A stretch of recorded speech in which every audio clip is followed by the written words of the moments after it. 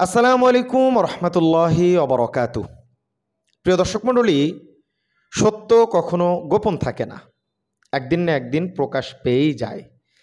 এই যেমন ধরেন, বিএনপির প্রভাবশালী নেতা, সিলেটের 2 আসনের সাবেক সংসদ সদস্য ইলিয়াস আলী ভাই, তাকে গুম করা হয়েছে। কি করা হয়েছে আমরা এখনও বিস্তারিত জানি না, যে তিনি আসলে মারা গেছেন কিনা। এতদিন পর্যন্ত সোশ্যাল মিডিয়ায় দেখবেন যে ইলিয়াস আলী ভাইকে পাওয়া গেল, ইলিয়াস আলী ভাই এখনও জীবিত আছেন, ইলিয়াস আলী ভাই মারা যায় নাই, ভারতের কারাগারে ইলিয়াস আলী ভাই, কত ধরনের নিউজ দেখবেন ইউটিউব ফেসবুকে এখনও আছে।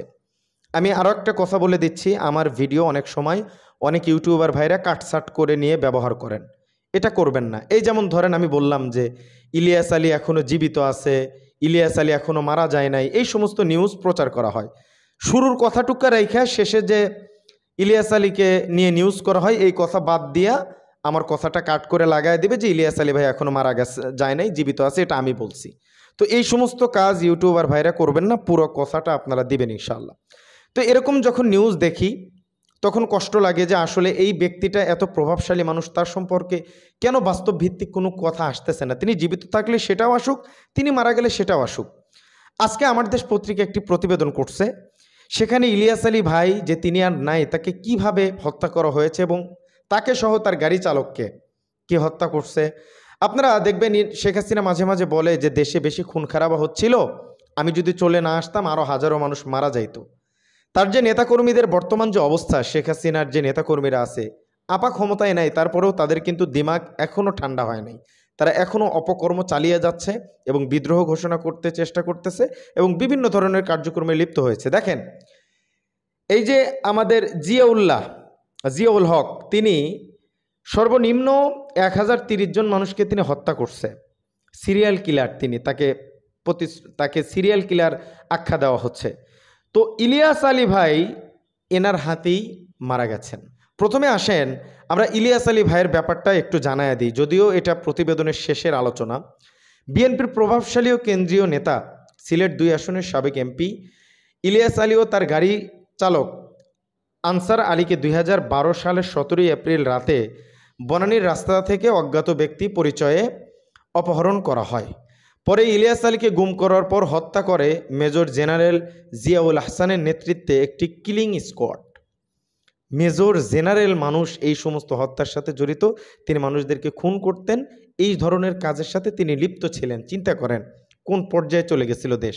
হত্যার পর খনিচক্র ইলিয়াস আলীর লাশ যমুনা নদীতে ফেলে দেয়।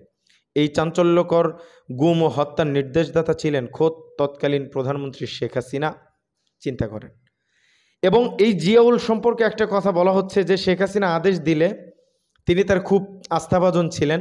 বুড়িগঙ্গা নদী, যত নদী আছে সেখানে তাদেরকে মাস্ক পরিয়ে নিয়ে যেয়ে তাদেরকে হত্যা করতেন। এবং কিছুদিন আগে আমাদের শেখ হাসিনার যিনি আদালতে শেখ হাসিনার বিরুদ্ধে যিনি লড়তেছেন, আন্তর্জাতিক ট্রাইব্যুনালের যিনি প্রসিকিউটর, তিনি যে একজনের কথা বলছিলেন যে আমরা একজন আসামির থেকে শুনতে পারছি যে তিনি মানুষদের মাথার কাছে পিস্তল ঠেকিয়ে তাদেরকে মারত এবং মাথার মগজ যখন হাতে এসে লাগতো তার এটা ভালো লাগতো, তিনি এটা ভালো ফিল করতেন। তো সেই ব্যক্তিটাই হচ্ছে এই জিয়াউল।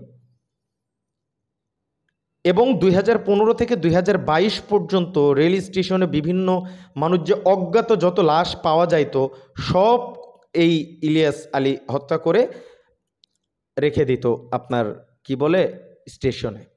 ট্রেন আসার পরে লাশগুলো দ্বিখণ্ডিত হয়ে যেত। এই কাজগুলো করতো ইলিয়াস আলী। তো ইলিয়াস আলী না, জিয়াউল হক। তো এখানে অনেক বড় প্রতিবেদন, পড়তে গেলে আপনারা থাকবেন না, এই জন্য আমি মেন পয়েন্টগুলো আপনাদের সামনে আর কি উত্থাপন করলাম। হ্যাঁ, এখন তিনি 15টি মামলায় 302, 307, 109, 326-এ বন্দী আছেন আর কি। এবং একদিনে একজনকে দিয়ে 11টি এবং আরেকজনকে দিয়ে 13টি খুন করার রেকর্ড আছে তার। চিন্তা করেন, আল্লাহ আল্লাহ। বুড়িগঙ্গা, শীতলঙ্কা, এই সমস্ত নদী জমজম টুপি পরিয়ে তাদেরকে নিয়ে যেয়ে সেখানে হত্যা করা হতো, এই সমস্ত কথা এখানে উল্লেখ করা হয়েছে। শেখ হাসিনার খুব প্রিয় ব্যক্তি ছিলেন আর কি। তো আজকের ভিডিওটি মূলত জিয়াউল একে নিয়ে না, এর ব্যাপারটাও একটু আপনাদেরকে জানালাম। আজকের ভিডিওটি আমাদের ইলিয়াস ভাইকে নিয়ে যে সমস্ত গণমাধ্যম না, যে কোনো ইউটিউবার ভাইরা যে সমস্ত নিউজ করতেছেন, ইলিয়াস ভাইকে পাওয়া গেল, ইলিয়াস ভাই জীবিত আছে, ইলিয়াস ভাই মারা যায়নি, হ্যাঁ, তার অনেক ধরনের কথা বলা হচ্ছে। ইলিয়াস ভাইকে হত্যা করা হয়েছে, এটা আপনারা প্রতিবেদনের মাধ্যমে বুঝতে পারলেন। তো এই নিউজগুলো আর আমরা না দিই, একজন মৃত মানুষকে নিয়ে এ ধরনের বানোয়াট বানচাল নিউজ আর না দিই, তিনি আর ফিরবে না, কারণ তাকে হত্যা করা হয়েছে। ফিরলে এতদিন বিএনপি চেষ্টা করে তারা ফিরাইতো যদি তিনি জীবিত থাকতেন। সালাউদ্দিন ভাই আসছে না, আসছে। তো এই আর কি।